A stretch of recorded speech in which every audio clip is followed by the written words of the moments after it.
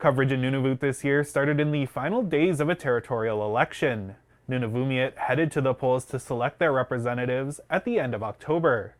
Those in Iqaluit have a variety of issues they want addressed by this new government, but among their chief concerns are cost of living, housing, and immigration.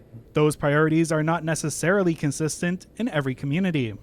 It will be up to each newly elected member to bring their riding's concerns to the Legislative Assembly. Before he was even sworn in, newly elected Cambridge Bay Representative Fred Peterson set his sights on addressing growing drug and violent crime in his community.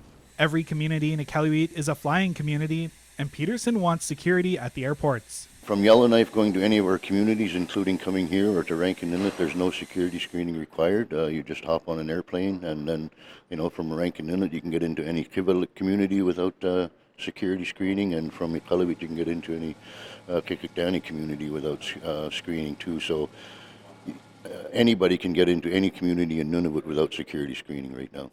Peterson will be bringing these concerns to the newly selected government leadership.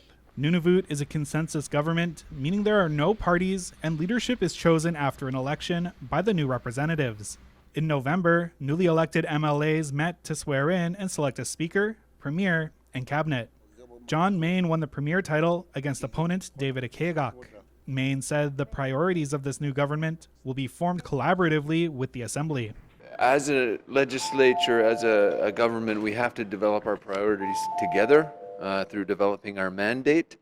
There's no shortage of issues that need addressing in terms of which ones are going to be at the top of the list. That's a group exercise that we will be going through. During the forming of the new government, Nunavut received much anticipated news from the federal government. Prime Minister Mark Carney announced that a proposed new hydroelectric facility near Iqaluit would be referred to the Major Projects Office, which aims to build what the government considers nation-building projects faster.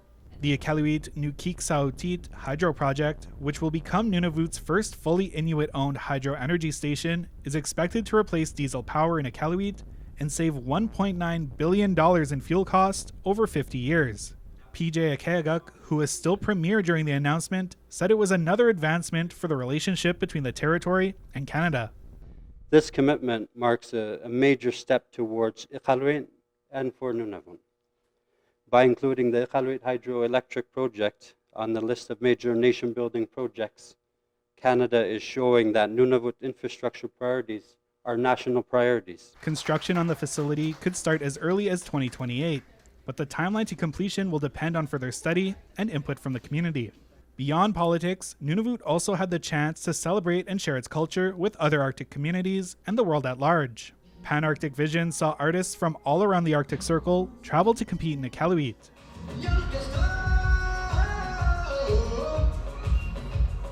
There were 3 prizes up for grabs. Icelandic punk bassist Austerish says those categories encapsulate the Arctic well.